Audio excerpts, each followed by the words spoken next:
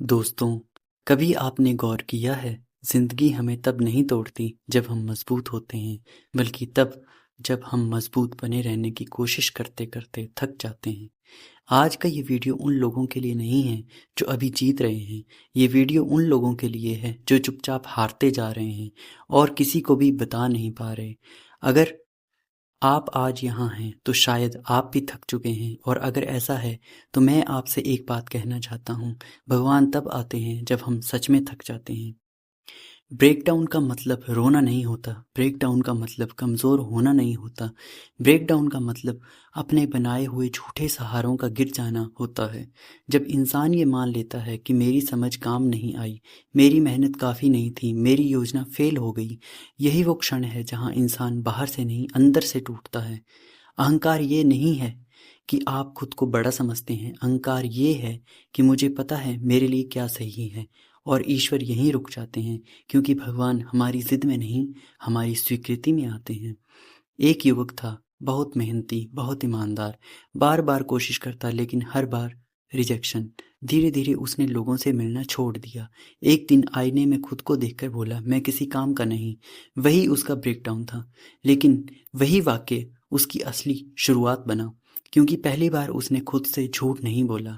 थकान केवल शरीर की नहीं होती, कुछ थकान ऐसी होती है जो नींद से भी नहीं जाती।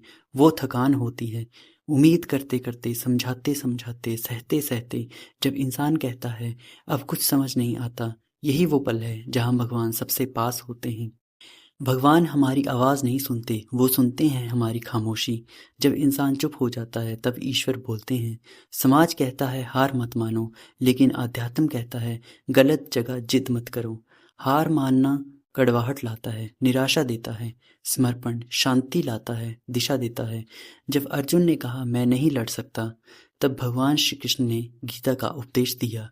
एक माँ अपने बेटे के लिए सालों प्रार्थना करती रही, हर मंदिर, हर व्रत, कुछ नहीं बदला। एक दिन उसने कहा अब मैं नहीं जानती क्या सही है। उस दिन पहली बार उसके भीतर शांति आई। कुछ समय बाद हालात बदलने लगे।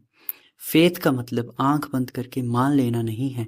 फेथ का मतलब डर के बावजूद भरोसा करना। जब जीवन कहे कुछ नहीं बचेगा और दिल कहे फिर भी ठीक होगा, यही फेथ है। मंदिर में सिर झुकाना आसान है, लेकिन जीवन में अहंकार झुकाना वही असली पूजा है।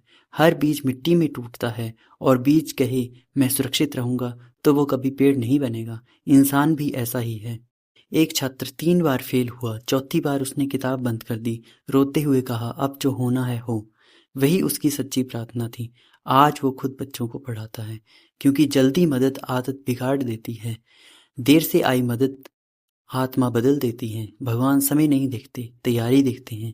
जिस दिन इंसान जबरदस्ती पकड़ना छोड़ देगा, उसी दिन जीवन उसे थाम लेगा। छोड़ना हार नहीं, भरोसा है। जिंदगी का ऐसा मोड़ आता है जहाँ भीड़ तो होती है लेकिन कोई साथ नहीं होता।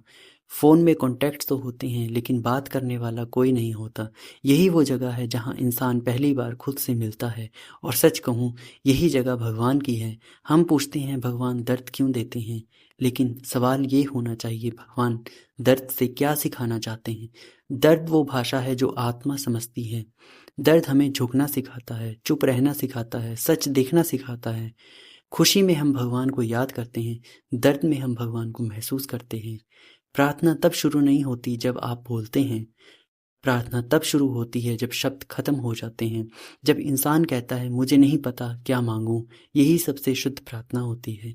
भगवान से कुछ मांगना प्रार्थना नहीं है, भगवान पर छोड़ देना प्रार्थना है।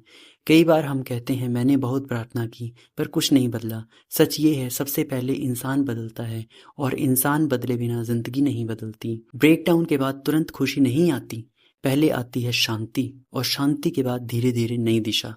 जब इंसान अंदर से टूट जाता है तो बाहर की सुबह से पहले अंदर की सुबह होती है, और यही असली जागरण है। अगर आज आप इस वीडियो को आखिर तक देख रहे हैं तो यकीन मानिए आप अकेले नहीं हैं। आप कमज़ोर नहीं हैं, आप गलत नहीं हैं, आप बस थके हुए हैं। और याद रखिए भगवान तब आते हैं जब हम सच में थक जाते हैं।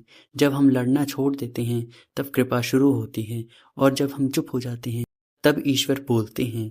अपने टूटने से मत डरिए, वही आपकी तैयारी है। आज नहीं समझ आ रहा तो भी भरोसा रखिए, क्योंकि ब्रेकडाउन कभी अंत नहीं होता, वो हमेशा ब्रेक थ्रू की शुरुआत होती है। धन्यवाद।